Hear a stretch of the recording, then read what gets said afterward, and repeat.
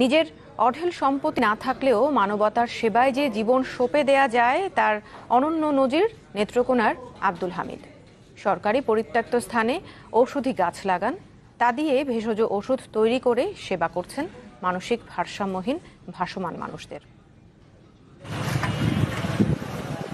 এভাবেই প্রতিদিন মানুষের সেবায় ছুটে চলা নেত্রকোনার আব্দুল হামিদের। মূলত মানসিক ভারসাম্যহীন ভাসমান মানুষদের পাশে দাঁড়ান তিনি।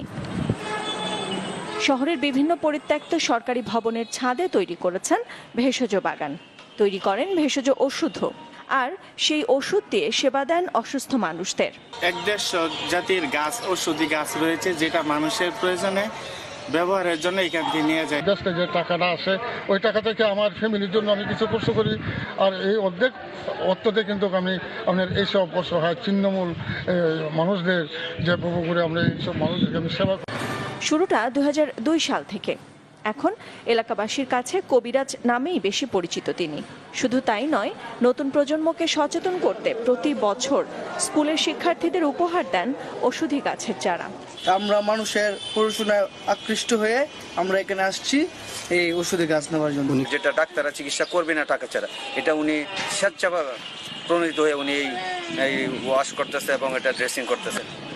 জেলা আধুনিক হাসপাতালের আবাসিক চিকিৎসকের মুখেও আব্দুল হামিদের প্রশংসা, আর আর্থিক সহায়তার আশ্বাস দিলেন জেলা সমাজসেবা কার্যালয়ের কর্মকর্তা।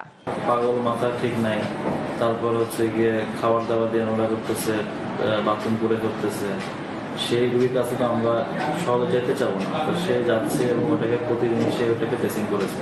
যারা চিকিৎসা করতে পারে না, আর্থিকভাবে অসম্মতি থাকে, ওদের নিয়ে উনি যে একটা প্রাণান্ত চেষ্টা, তাকে সেবা দিয়ে তাকে সুস্থ করে সামাজিক মসজিদে নিয়ে আসা, সত্যিকার অতিরিক্ত অংশদায়ী ভেবে রাখে।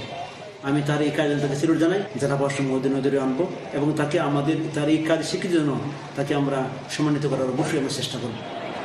আব্দুল হামিদের মতো এমন মানবিক মানুষ পেয়ে খুশি এলাকাবাসী। Desk report, channel 24।